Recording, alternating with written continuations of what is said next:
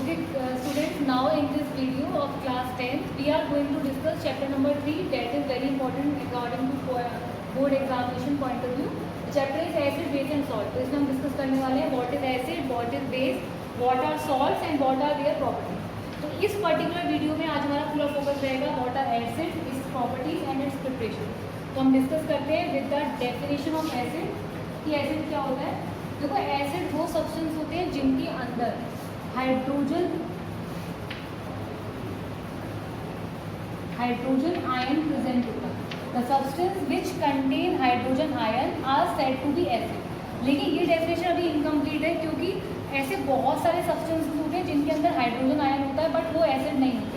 तो complete definition हम कैसे बनाएंगे? Acid are the substance which contain hydrogen ion when dissolve in water. और जब हम उसे किस में डिसॉल्व करते हैं? वाटर में. तो when dissolved in water it produce only one positive ion that is hydrogen. क्या मतलब इस लाइन का? इस लाइन का मतलब है कि एसिड वो सब्सटेंस होंगे जिनके अंदर क्या प्रेजेंट होना चाहिए? हाइड्रोजन. तो सब्सटेंस, तो यानी कि पहली कंडीशन क्या होगी? कोई भी सब्सटेंस को अगर एसिड बनना है तो पहली कंडीशन ये है, इट मस्ट कंटेन हाइड्रोजन. उसके पास क्या होना चाहिए? हाइड्रोजन होना चाहिए. दूसरी कंडीशन क्या है जो कि बहुत इंपॉर्टेंट है कि जब आप उस सब्सटेंस को वाटर में डिसॉल्व करो then it produce only one positive ion and that positive ion must be H positive. तो जो सब्सटेंस वाटर में डिसॉल्व होकर only one positive H+ ion बनाते हैं. वन पॉजिटिव का मतलब ये नहीं कि केवल एक वैल्यू होनी चाहिए H+ की. इसका मतलब ये हुआ कि H पॉजिटिव के अलावा कोई और पॉजिटिव आयन प्रोड्यूस नहीं कर सकते.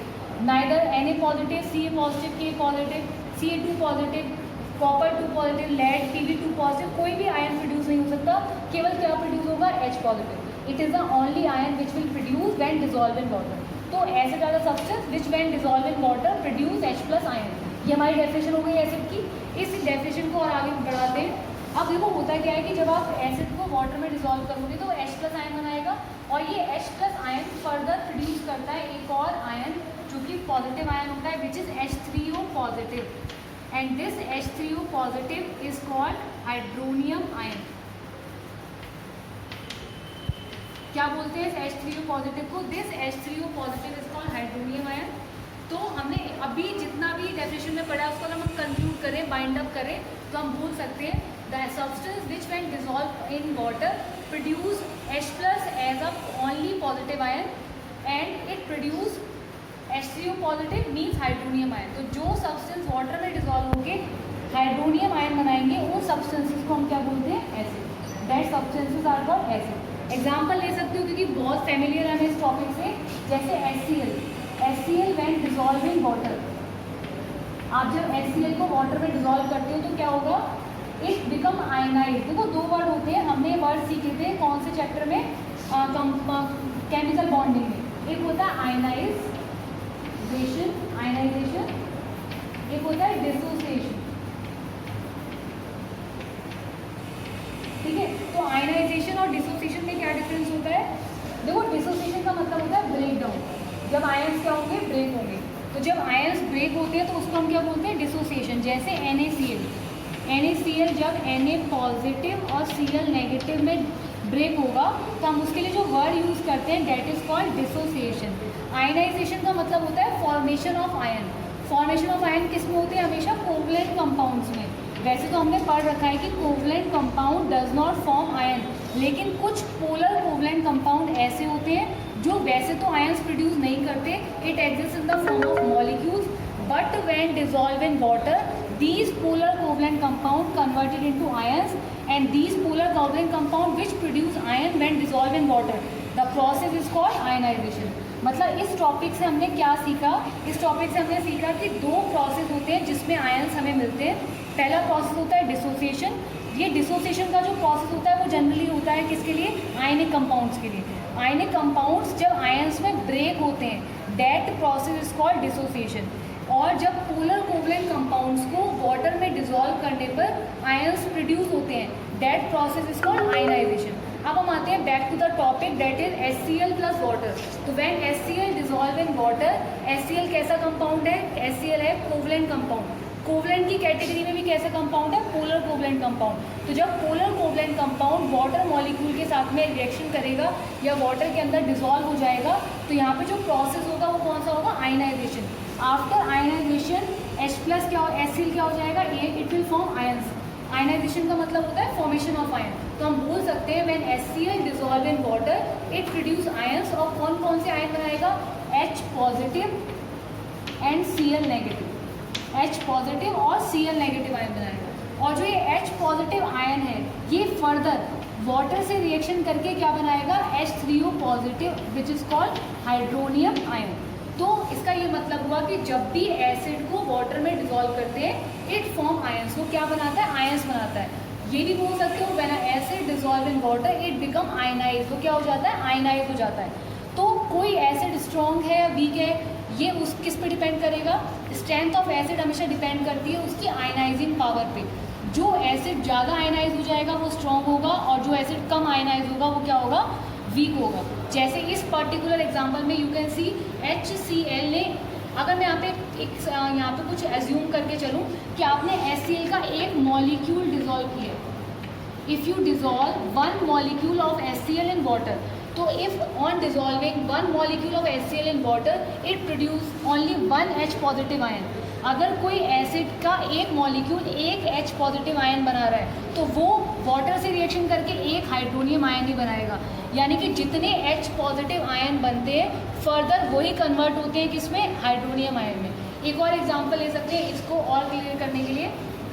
Suppose H2SO4, as you can see H2SO4 in this particular example, sulfuric acid has 2 hydrogen ion, 2 replaceable hydrogen है इसके पास में, H2, H कितने हैं यहाँ पे 2 है। तो when this particular acid dissolve in water, जब आप H2SO4 को वाटर में डिसॉल्व करोगे तो एज यूजुअल क्या होगा, H2SO4 बिकम आयनाइज हो जाएगा and after ionising it will produce ion, अपने आयन्स बनाएगा। तो देखो कैसे आयन बनाएगा ये, सबसे पहले H+ आयन बनाएगा और SO4 अलग हो जाएगा। तो it will form H+ and SO4 2-, SO4 2-। अब क्योंकि हाइड्रोजन के यहाँ पे 2 रिप्लेसेबल हाइड्रोजन है तो यहाँ पर आ जाएगा 2H+ प्लस SO4 2-। तो as we can see from this example, on dissolving 1 molecule of sulphuric acid in water, sulphuric acid में वाटर मतलब सल्फ्यूरिक एसिड को वाटर के अंदर हमने डिसॉल्व किया और कितना डिसॉल्व किया, एक मॉलिक्यूल। तो after dissolving 1 molecule it will form 2 hydrogen ion. कितने हाइड्रोजन आयन बना रहा है, 2 रिप्लेसेबल हाइड्रोजन आयन फॉर्म कर रहा है and these 2 replaceable hydrogen ion will further form 2 hydronium ion, 2 hydronium ion. तो जितने रिप्लेसेबल हाइड्रोजन आयन्स होते हैं वही उतने ही क्या प्रोड्यूस होते हैं, हाइड्रोनियम आयन। तो हमने बेसिकली यहाँ से क्या सीख लिया कि acid are the substance which when dissolve in water produce H+ as a only hydrogen, as a only positive ion and produce hydronium ion. और क्या देंगे वो, हाइड्रोनियम आयन प्रोड्यूस करेंगे। अब हम आते हैं टाइप्स या कैटेगरी ऑफ एसिड कि किस बेसिस पे आप एसिड को डिवाइड कर सकते हो। देखो पहला बेसिस है on the basis of concentration. Concentration के बेसिस पे भी हम एसिड को कैटेगरी में डिवाइड कर सकते हैं। तो कंसंट्रेशन के बेसिस पे एसिड की 2 कैटेगरी हो सकती है। The first one is strong acid and second one is weak acid. Strong acid कौन से एसिड होंगे, the acid which when dissolve in water completely ionise,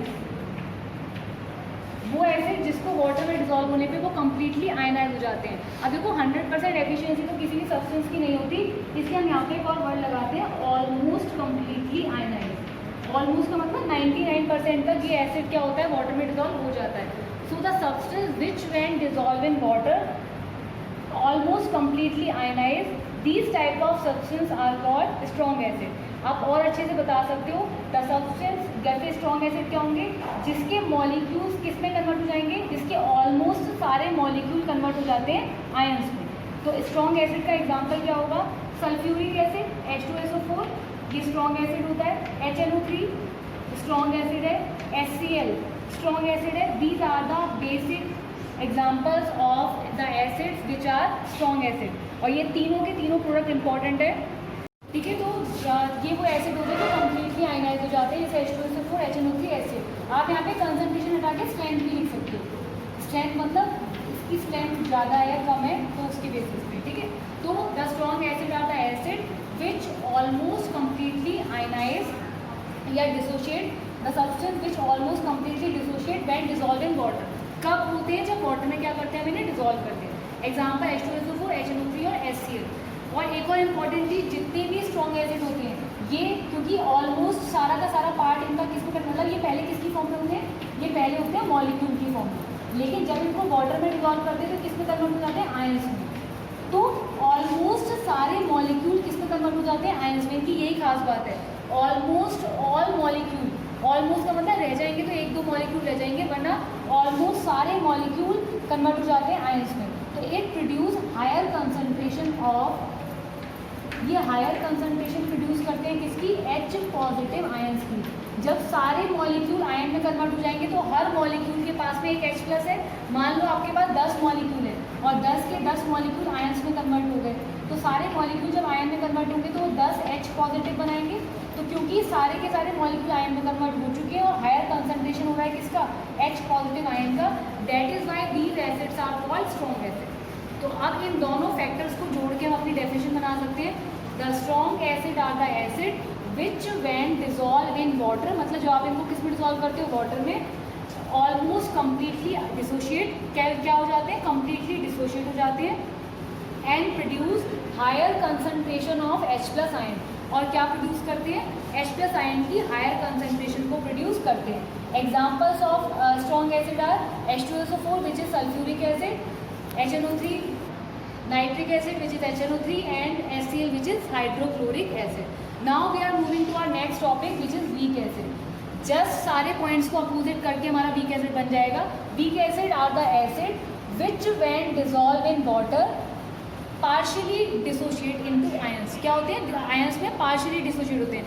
partially का मतलब होता है कि मान लो एग्जाम्पल के थ्रू समझते हैं, if you are taking 10 molecules, आपने 10 मॉलिक्यूल लिए किसके, स्ट्रॉन्ग एसिड के, पहले मैं स्ट्रॉन्ग एसिड का बता रही हूँ। तो अब आपने 10 मॉलिक्यूल लिए स्ट्रॉन्ग एसिड के, तो ये ऑलमोस्ट कम्प्लीटली डिसोशिएट होकर क्या हो जाएंगे, सारे के सारे मॉलिक्यूल डिसोशिएट हो जाएंगे और क्या बना लेंगे, 10 H पॉजिटिव आयंस, यानी all molecules gate converted into ion in case of strong acid. लेकिन अगर आपने 10 मॉलिक्यूल्स लिए किसके, वीक एसिड के, तो वीक एसिड के मॉलिक्यूल आयंस में कन्वर्ट तो होते हैं बट पार्शियली कन्वर्ट होते हैं। पार्शियली का मतलब कुछ मॉलिक्यूल तो आयन में कन्वर्ट हो जाएंगे, लेकिन कुछ मॉलिक्यूल अभी भी किसकी फॉर्म में एग्जिस्ट करेंगे, मॉलिक्यूल्स की फॉर्म में। तो हम बोल सकते हैं कि 10 में से मान लो कि 3 मॉलिक्यूल तो आयंस में कन्वर्ट हो गए, तो हाइड्रोजन आयन कंसंट्रेशन कितना मिला हमारे को, H पॉजिटिव, और बाकी के 7 मॉलिक्यूल अभी भी मॉलिक्यूल की फॉर्म में ही है। तो आप डिफरेंस समझना, स्ट्रॉन्ग एसिड में almost all molecule converted into ions, और जबकि वीक के केस में क्या होगा, मॉलिक्यूल किसकी फॉर्म में एग्जिस्ट करेंगे, some molecule get converted into ions but some molecule still exist in the form of molecule. कुछ मॉलिक्यूल अभी भी किसकी फॉर्म में एग्जिस्ट करेंगे, मॉलिक्यूल की फॉर्म में। अब क्योंकि वो अभी भी मॉलिक्यूल की फॉर्म में ही एग्जिस्ट कर रहे हैं, इसलिए हम बोलते हैं कि in case of weak acid partially dissociate into ion. कैसे होते हैं, पार्शियली डिसोशिएट होते हैं। डेफिनेशन समझ लेते हैं अब इसकी वीक एसिड की। Weak acid are the substance which when dissolve in water partially dissociate into ion. Ions में कैसे डिसोशिएट होते हैं, पार्शियली। अब देखो जब पार्शियली डिसोशिएट होंगे तो कंसंट्रेशन ऑफ H+ आयन भी कम होगा, तो हम आगे एक और फैक्टर जोड़ देते हैं, and produce less concentration of H+ ion. जो H+ आयन कंसंट्रेशन होता है वो क्या होता है, कम होता है। अब इसके बाद में एक और इम्पॉर्टेंट फैक्टर, जहाँ से आपके फिल इन द ब्लैंक्स में या फिर टिक द करेक्ट में बोल्ड क्वेश्चन आता है। इस डेफिनेशन आपसे कोई नहीं पूछेगा एग्जाम में, may be fill in the blanks की फॉर्म में आ जाती है कई बार डेफिनेशन, लेकिन इस टॉपिक से बहुत क्वेश्चन आते हैं। अब हम देखते हैं किस टाइप के क्वेश्चन इस टॉपिक से आते हैं, तो वो हम कवर करने की कोशिश करते हैं। क्वेश्चन नंबर 1, देखो क्वेश्चन नंबर 1 जो आता है, जैसे मैंने आपको एग्जाम्पल, अच्छा पहले इसके एग्जाम्पल पढ़ लो। वीक एसिड के एग्जाम्पल कौन कौन से हो सकते हैं, CH3COH, जिसको आप बोलते हो CH3COOH। फिर हम बोर्ड क्वेश्चन पे आएंगे। एसिटिक एसिड, एसिटिक एसिड का जो यूज़ होता है वो कहाँ पर होता है, विनेगर, इसको विनेगर भी बोलते हैं, ठीक है। तो एसिटिक एसिड एक वीक एसिड है, क्योंकि ये कैसा एसिड है, ऑर्गेनिक। तो जितने भी ऑर्गेनिक एसिड होते हैं वो वीक होते हैं। अभी हम पढ़ेंगे ऑर्गेनिक एसिड्स क्या होते हैं। तो एक एग्जांपल हो गया वीक एसिड का एसिटिक एसिड। इसके अलावा एक और एसिड होता है formic acid, HCOOH, this is called formic acid. ये एसिड कहाँ पर होता है, स्टिंग ऑफ आंट्स में। स्टिंग ऑफ आंट्स में मतलब जो चींटी काटती है तो उसके डंक में जो एसिड होता है वो कौन सा होता है, formic acid. This is called formic acid. तो ये भी एक वीक एसिड है। इसके अलावा केवल वीक एसिड की बात करें तो H2CO3 carbonic acid, well known acid है कार्बोनिक एसिड, जो ड्रिंक्स में फ्लेवर लाने के लिए भी यूज़ करते हैं कार्बोनिक एसिड, आपकी बुक में भी दे रखा है। तो H2CO3 कार्बोनिक एसिड है, ये भी वीक एसिड है। तो these are the examples of weak acid. Now we are going to cover what type of question use to come in board examination from this particular topic, the division of acid on the basis of their strength. तो देखो पहला question जो आता है वो आता है कि when HCl dissolve in water, when HCl dissolve in water, जब आप HCl को किस में डिजोल्व कर रहे हो, वाटर में। तो जब आप HCl को वाटर में डिजोल्व करेंगे इट फॉर्म डैश। तो आपको फिल इन द ब्लैंक्स में पूछा गया 1 मार्क्स में कि जब हम HCl को वाटर में डिजोल्व करेंगे तो ये क्या बनाएगा। तो ब्रैकेट्स में दे रखा होता है आयंस, मॉलिक्यूल या फिर आयंस एंड मॉलिक्यूल। ऐसा नहीं कि लिखने की H पॉजिटिव और Cl नेगेटिव बना रहा है। तो आपको इस पर्टिकुलर हिंट के बेसिस पे आंसर देना है कि when HCl dissolve in water it form dash, ions बनाएगा, मॉलिक्यूल बनाएगा या आयंस एंड मॉलिक्यूल बनाएगा। तो हम इसको कैसे सॉल्व करेंगे एग्जाम में, ये बिल्कुल 1 सेकेंड का क्वेश्चन है। आप देखोगे कि HCl कैटेगरी क्या है HCl की, कैसा एसिड है, स्ट्रॉन्ग एसिड। स्ट्रॉन्ग एसिड वो एसिड होते हैं जो कंप्लीटली डिसोशिएट होते हैं किसमें, आयंस में। तो सारे के सारे मॉलिक्यूल आयन में कन्वर्ट हो जाएंगे। तो when dissolve in water it form only ions, यहाँ पे ओनली वर्ड आएगा। तो क्या बनाते हैं, केवल आयंस बनाते हैं क्योंकि ये स्ट्रॉन्ग है। तो when HCl dissolve in water it form only ion.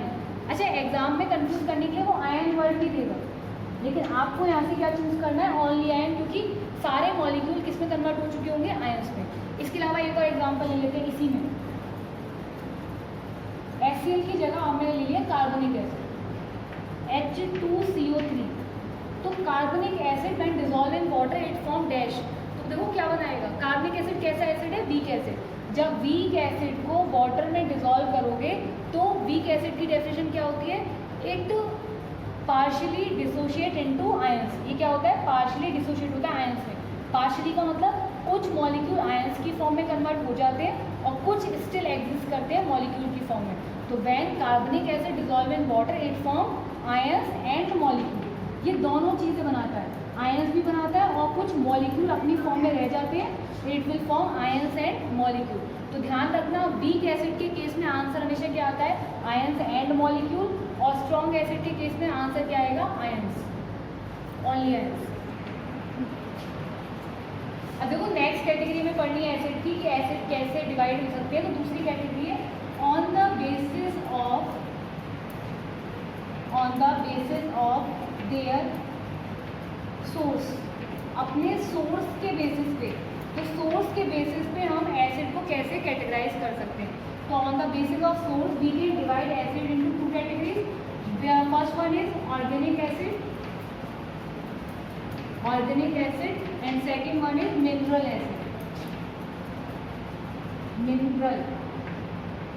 acid.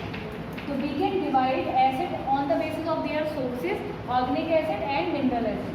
Now we will define what are organic acids and what are mineral acid along with their examples. Organic acid are those acids which we get from plants and animals. तो जो acid हम plant और animal से get करते हैं, that type of acid are called organic acid. Example क्या होता है ऑर्गेनिक एसिड का, एक तो एसिटिक एसिड CH3COOH, इसके अलावा फॉर्मिक एसिड HCOOH, विच मैंने अभी डिस्कस भी किया था कि स्टिंग ऑफ आंट्स में होता है, मतलब जो चींटी का डंक होता है उसमें फॉर्मिक एसिड होता है। ये एसिटिक एसिड जिसको विनेगर बोलते हैं, हम जो घर में सिरका यूज़ करते हैं वो यही होता है एसिटिक एसिड। इसके अलावा सिट्रिक एसिड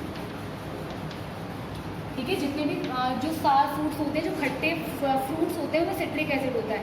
इसके अलावा लैक्टिक एसिड, दूध के अंदर जो एसिड होता है वो कौन सा होता है, लैक्टिक एसिड। बोरिक एसिड हो सकता है। तो ये सब किसके एग्जाम्पल होते हैं, ऑर्गेनिक एसिड के। अब आते हैं mineral acid. Mineral acid are those acid which we get from minerals, जो हमें कहाँ से मिलते हैं, मिनरल्स से मिलते हैं। For example HNO3, HCl, H2SO4, HPO3, HPO3 नहीं होगा, H3PO4, H3PO3, H2CO3, ये सारे के सारे एसिड कैसे होंगे, हमारे मिनरल एसिड होंगे। ठीक है। अभी हमने डिस्कस किया था स्ट्रॉन्ग एसिड और week acid. Now second category is organic acid and mineral acid. अब एक इम्पॉर्टेंट फैक्ट सुन लो, अब मैं दोनों कैटेगरी को मिलाने वाली हूँ। जितने भी ऑर्गेनिक एसिड होते हैं, all organic acids are weak. कैसे होंगे, वीक होंगे। इसका मतलब जितने ऑर्गेनिक एसिड होते हैं उनको जब आप वाटर में डिसॉल्व करोगे तो वो पार्शियली डिसोशिएट होंगे आयंस में, और उनको क्या करेंगे, H+ आयन कंसंट्रेशन भी कम बनाएंगे। और जितने भी मिनरल एसिड होते हैं, जितने भी मिनरल एसिड होते हैं वो कैसे होते हैं, स्ट्रॉन्ग होते हैं। स्ट्रॉन्ग होने का मतलब क्या हो गया, ये एसिड को जब आप वाटर में डिसॉल्व करोगे तो ये कम्प्लीटली डिसोशिएट हो जाएंगे आयंस में, और जो आयंस का कंसंट्रेशन होगा, H+ आयन का कंसंट्रेशन होगा, वो क्या होगा, ज़्यादा होगा। तो ये इनके बीच का रिलेशनशिप है। All organic acids are weak acid while all mineral acid are strong acid. जितने भी मिनरल एसिड होते हैं वो क्या होते हैं, स्ट्रॉन्ग होते हैं। एक्सेप्ट, यहाँ पे एक एक्सेप्शन है इस वाली लाइन में, और उस एक्सेप्शन से आता है बोर्ड एग्जाम में क्वेश्चन कि all mineral acid are strong except, किसको छोड़ के। तो एग्जाम में क्वेश्चन कैसे आता है, एग्जाम में क्वेश्चन आता है name one mineral acid, name one. ये वो बोर्ड, मतलब बोर्ड में क्वेश्चन आएगा ही वहीं से जहाँ पे एक्सेप्शन क्रिएट हो रहा होगा। तो name one mineral acid which is weak, जो कैसा होगा, वीक। क्योंकि आप अच्छे से पढ़ के आए हो घर से कि सारे मिनरल एसिड स्ट्रॉन्ग होते हैं, तो आप किसी भी मिनरल एसिड का, अगर वो पूछ ले आपसे कि किसी एक स्ट्रॉन्ग मिनरल एसिड का नाम बताओ, तो आप कोई भी लिख दोगे, H2SO4, HNO3, HCl, लेकिन उसको वो नाम लिखवाना ही नहीं है। उसने पूछा है name one mineral acid which is week. अब आपके यहाँ पे सारी प्रॉब्लम क्रिएट होगी, क्योंकि जितने एग्जाम्पल मिनरल एसिड के हमको याद थे वो सब कैसे होते हैं, स्ट्रॉन्ग। तो अब हम क्या करेंगे, यहाँ पे उस एसिड का नाम बताना है जो वीक होगा और मिनरल भी होगा। तो आप ध्यान रखो, that name is H2CO3 which is carbonic acid. Carbonic acid वो मिनरल एसिड है जो मिनरल एसिड भी है लेकिन वीक है, स्ट्रॉन्ग नहीं होता। तो इस टाइप के क्वेश्चंस आपको कवर करके चलने हैं साथ में।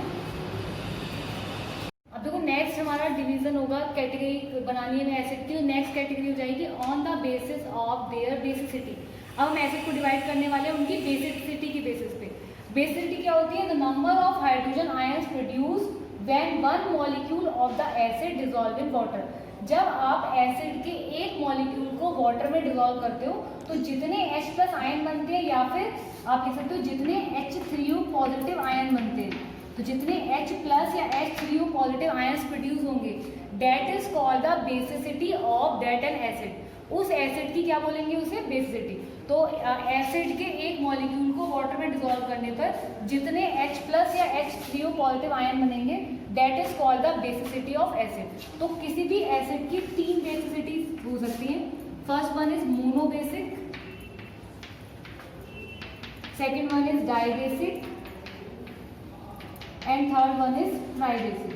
So acid can be categorized into 3 categories. Either it can be monobasic, dibasic or tribasic. Monobasic acid क्या होते हैं? Monobasic acid are those acid which when dissolved in water it produce only one H+ ion. मतलब उनका एक molecule केवल एक H+ ion concentration produce करता है।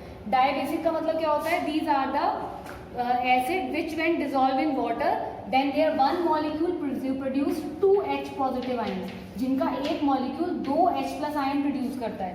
और tribasic as usual it will produce 3 H positive ions when their one molecule is dissolved into water. इसी के साथ साथ आपको क्या लिख सकते हैं एग्जाम में, 1 H positive आयन की जगह 1 हाइड्रोनियम आयन प्रोड्यूस भी लिख सकते हो, मतलब जो एसिड एक H+ आयन प्रोड्यूस करेगा वो एक हाइड्रोनियम आयन बनाएगा। तो डाइबेसिक कितने हाइड्रोनियम आयन बनाएगा? 2। और ट्राइबेसिक कितने हाइड्रोनियम आयन बनाएगा? 3 हाइड्रोनियम आयन ये क्रिएट करेगा। तो इस बेसिस पे हम एसिड को डिवाइड कर सकते हैं।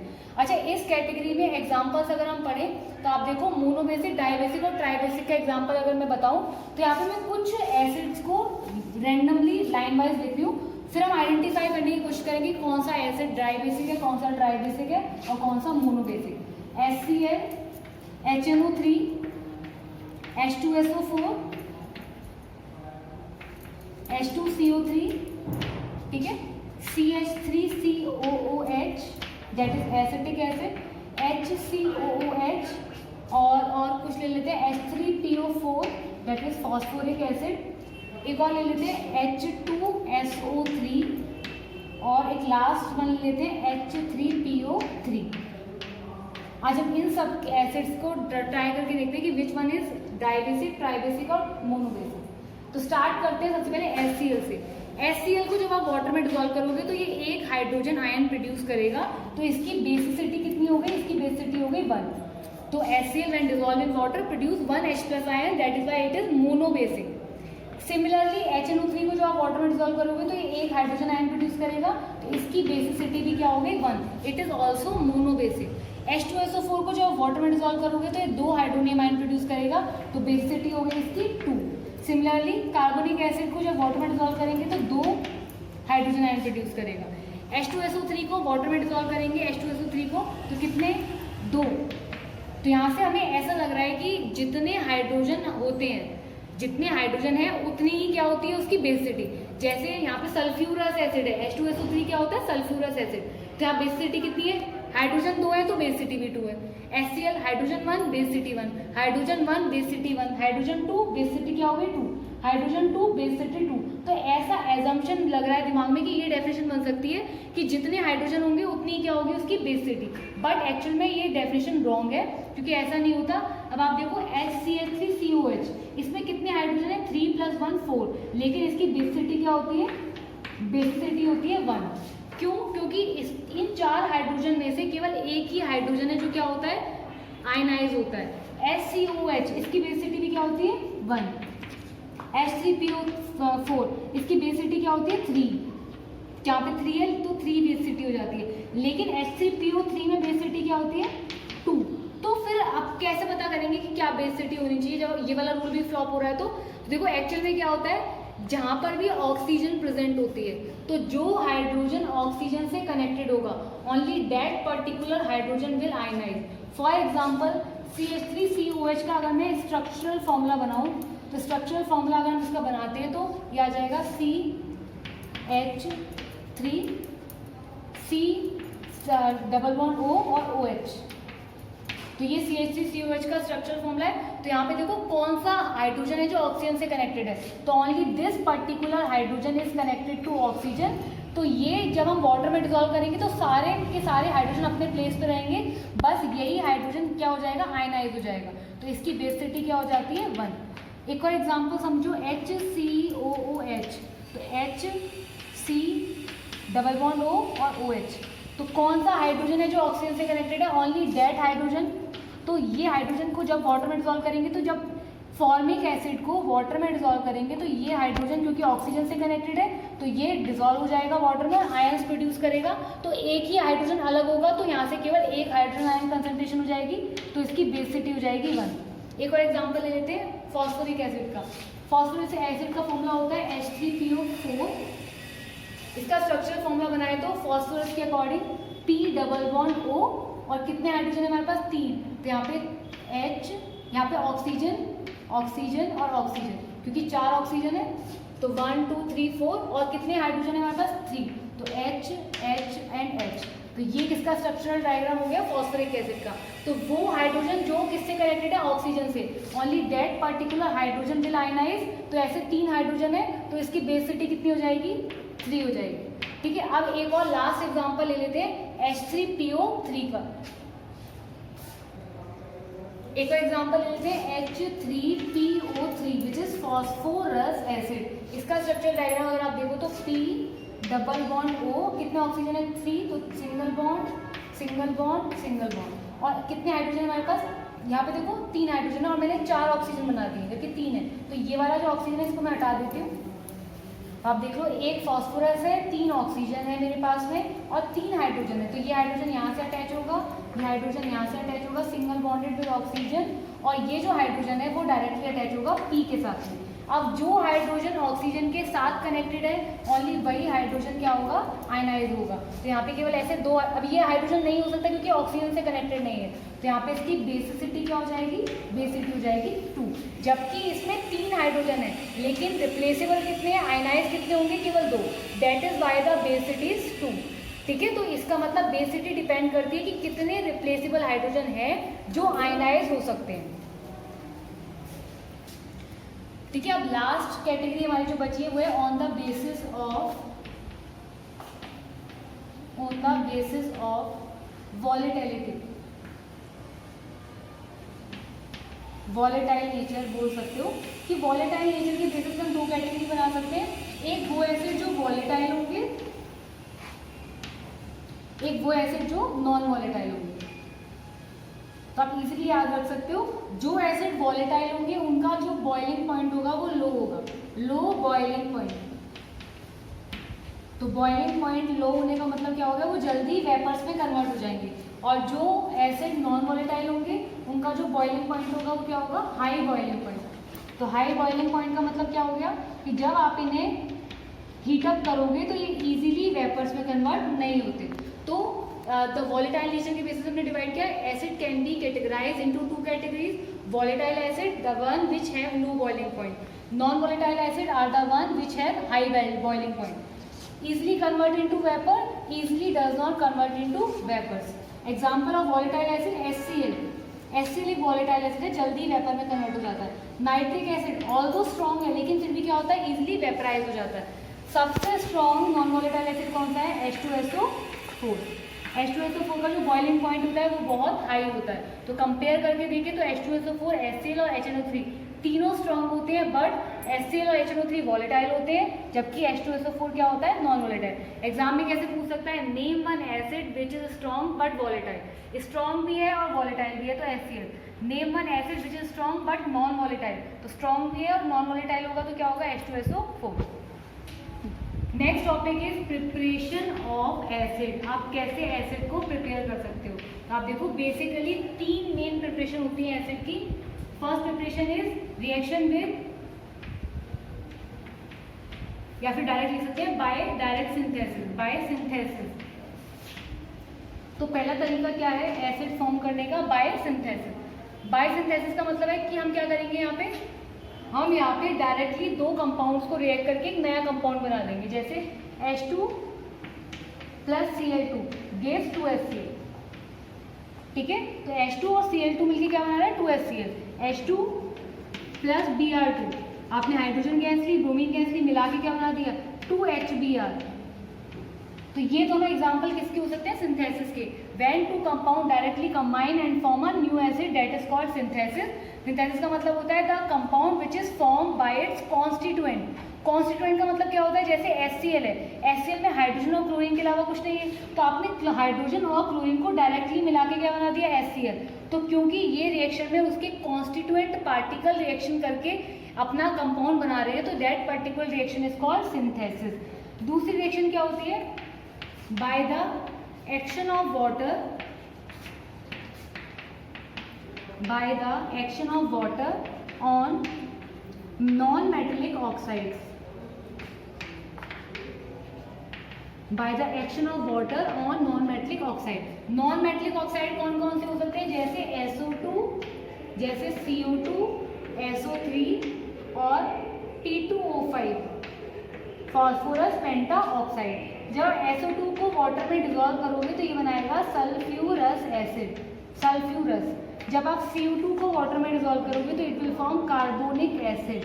जब आप SO3 को वाटर में डिजोल्व करोगे it will form sulphuric acid. जब आप P2O5 को वाटर में डिजोल्व करोगे it will form phosphoric acid. तो जब भी नॉन मेटलिक ऑक्साइड्स को वाटर में डिजोल्व करते हैं तो वो क्या क्या बनाते हैं, अपना एसिड फॉर्म कर लेते हैं और वो एसिड, अच्छा एक और इम्पॉर्टेंट फैक्टर यहाँ से, नॉन मेटलिक ऑक्साइड को वाटर में डिजॉल्व करके आप एसिड बना रहे हो तो वो नॉन मेटलिक ऑक्साइड का एक स्पेशल नाम होता है, क्योंकि वो वाटर में डिजॉल्व होकर एसिड दे रहे हैं आपको, इसे बोलते हैं acid anhydride. Acid anhydride, acid anhydride क्या होते हैं? एसिड एनहाइड्राइड वो सब्सटेंस होते हैं जिनको वाटर में डिजॉल्व करने पे आप क्या प्रोड्यूस करते हो? एसिड।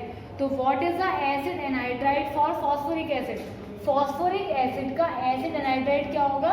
फॉस्फोरस पेंटाऑक्साइड, क्योंकि फॉस्फोरस पेंटाऑक्साइड को वाटर में डिजॉल्व करने पे फॉस्फोरिक एसिड फॉर्म होता है। एग्जाम में क्वेश्चन आ जाता है generally, what is the acid anhydride for sulphuric acid? H2SO4 का एसिड एनहाइड्राइड क्या होगा? सल्फर ट्राइऑक्साइड होगा। ठीक है, तो ये भी इस तरीके से हम क्या कर सकते हैं, इस तरीके से हम एसिड को प्रिपेयर कर सकते हैं। फिर थर्ड मेथड क्या है एसिड को प्रिपेयर करने का? तो एसिड को प्रिपेयर करने का थर्ड मेथड है बाय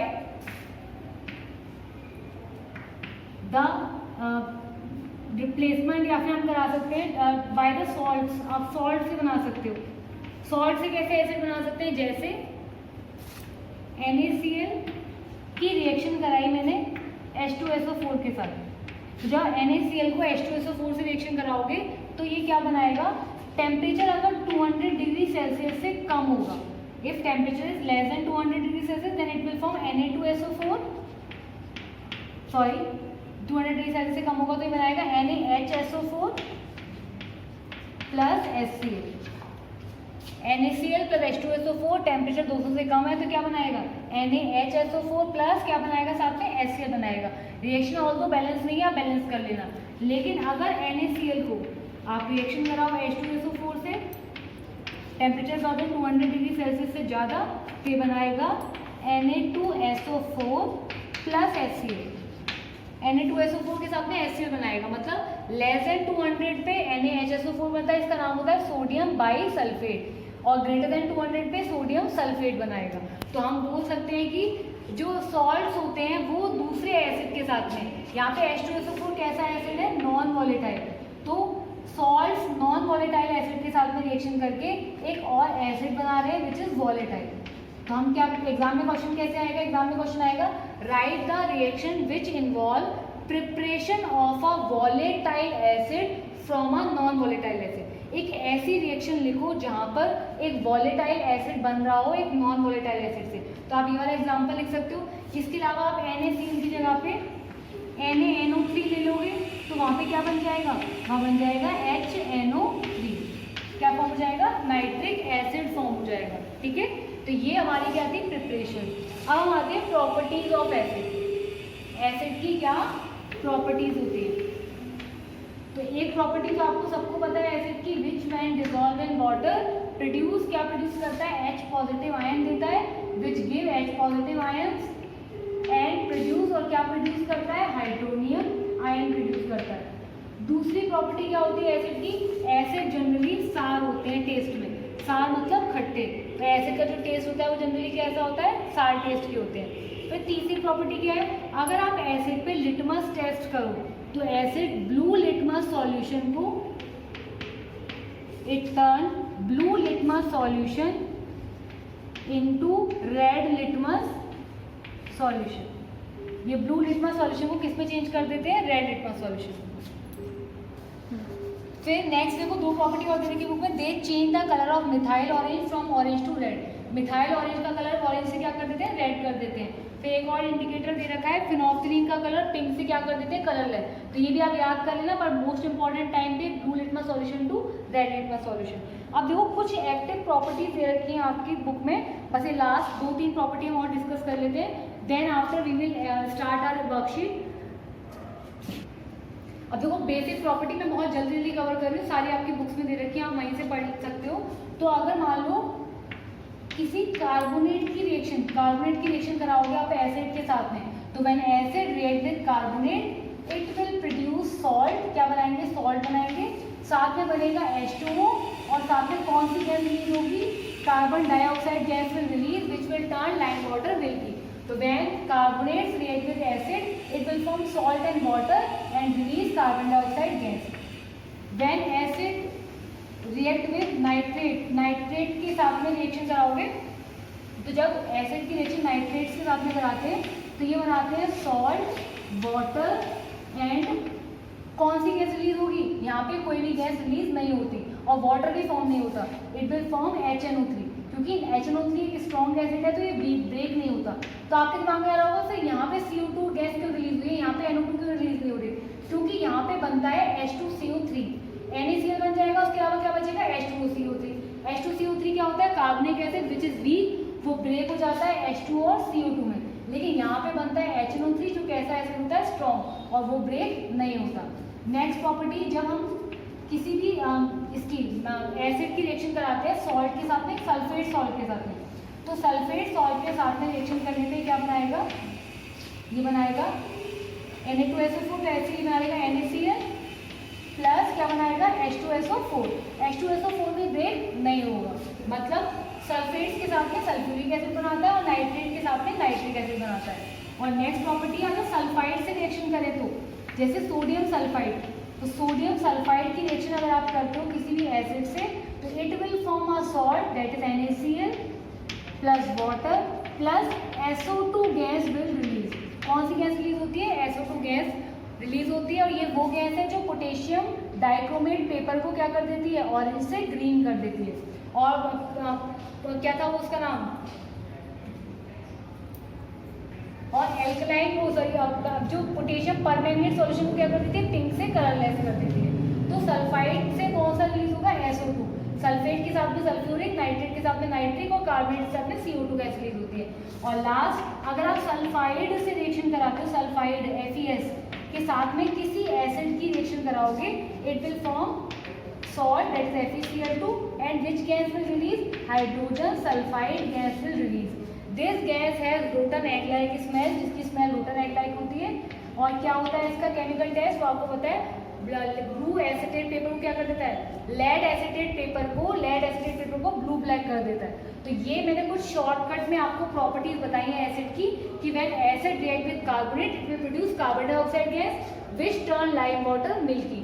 अगर एसिड रिएक्शन करेगा नाइट्रेट के साथ में, it will form NHNO3, nitric acid बनेगा, ना कि NO2 बनेगा। HCl यानी कोई एसिड अगर सल्फेट के साथ में रिएक्शन करेगा तो सल्फ्यूरिक एसिड फॉर्म करेगा। एसिड अगर सल्फाइड के साथ में रिएक्शन करेगा तो SO2 गैस प्रोड्यूस करेगा which has burning sulfur like smell and it turn potassium permanganate solution from pink to colorless।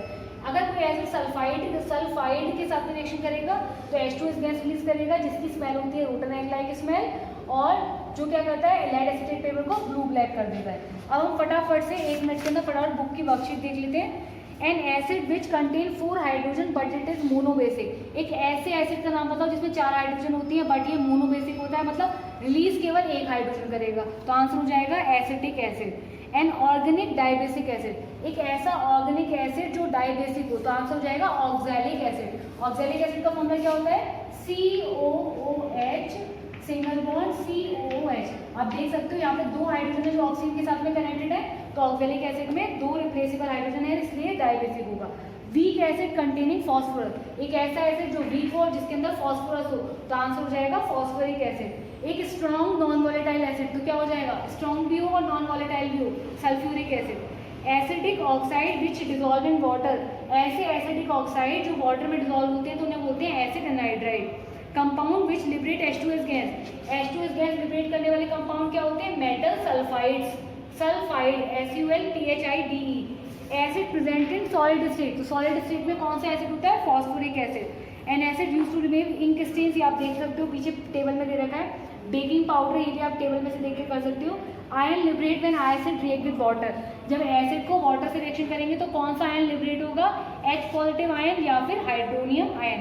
Reactions आप कंप्लीट कर सकते हो, हमने अभी सेशन में कंप्लीट भी करी है। फिर कुछ शॉर्ट आंसर क्वेश्चन दे रखे हैं बुक में कि HCl नॉन कंडक्टर है बट जब वाटर में डिजोल्व करते हैं तो गुड कंडक्टर हो जाता है। क्यों, क्योंकि HCl नॉन कंडक्टर है but when dissolve in water it produce ion and due to the movement of ion it become good conductor. Why do you observe when rod dipped in HCl brought near the mouth of ammonium hydroxide?